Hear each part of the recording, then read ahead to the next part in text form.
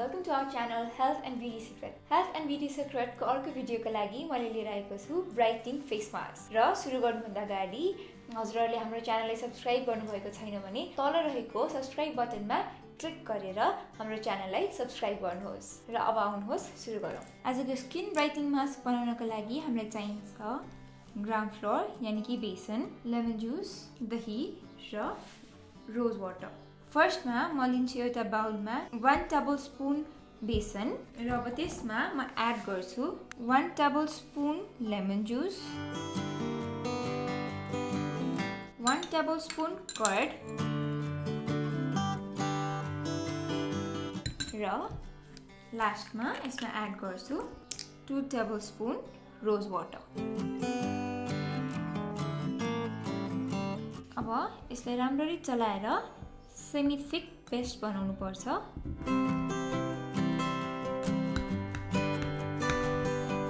बेसनको पिठोलाई डल्लो पर्न दिनु हुँदैन। त्यही भएर बेला बेलामा अलिकति म्याश गरेको वेमा पनि यसलाई चलाउनु पर्छ। जस्ट लाइक मैले अहिले गरिरहेको छु। र यतिको कन्सिस्टेन्सी भएको सेमी थिक पेस्ट रेडी भइसकेपछि यसलाई हामी फेसमा लगाउन सक्छौं। अब यो प्रिपेयर गरेको फेशियल मास्क म मेरो फेसमा लगाएर देखाउँछु।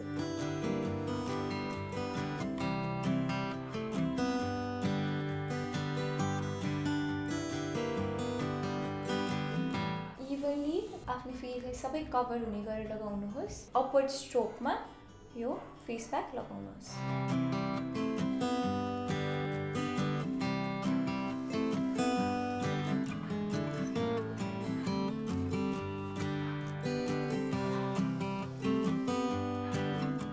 यो फेस प्याक लगाएर 30 मिनटसम्म फेसलाई डिस्टर्ब नगरिकन रेस्ट दिएर 30 मिनटसम्म यो फेस प्याकलाई सुक्न दिनुहोस्। मैले चाहिँ यो जुन फेस मास्क छ मेरो यति फेसलाई मात्र कभर गरेर लगाएँ। बट यदि हजुरहरू चाहनुहुन्छ भने यो फेसियल जुन मास्क छ यसले आफ्नो नेक पनि कभर हुने गरेर नेक पनि अपवर्ड स्ट्रोकमा लगाउन सक्नुहुन्छ। बट मलाई चाहिँ मन लागेन, सो म चाहिँ यतिकै यो फेसलाई मात्र कभर गरेर लगाएँ।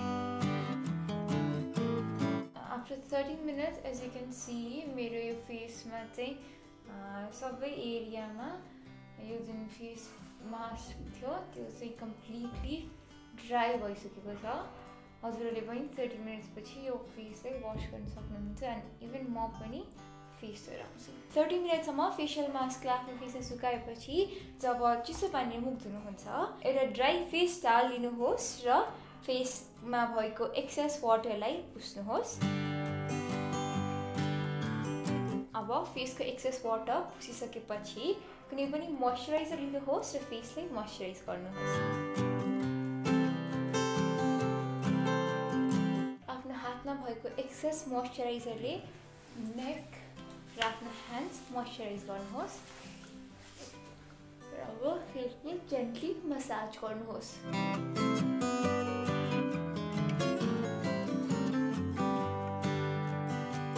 र अब यो जुन फेस मास्कको कुरा गर्नुपर्दाखेरि यो फेस मास्कलाई हजुरहरूले रेगुलर बेसिसमा या जब आफूलाई लाग्छ कि आफ्नो फेस हल्का डल भएको छ र फेसमा अलिकति ब्राइटनेस चाहिएको जस्तो लाग्छ त्यतिखेर पनि युज गर्न सक्नुहुन्छ।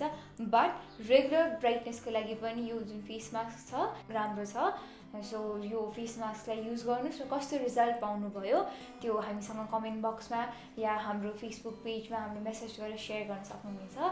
र एक्जाम्पलको लागि यु क्यान आई थिङ्क देखिएको पनि होला मेरो फेसमा अलिकति डिफ्रेन्ट ग्लो यो युज गर्नुभन्दा अगाडि र अहिले युज गरिसकेपछि। र yes, do give this video a big thumbs up, share this video and subscribe to our channel. Thank you. Bye bye.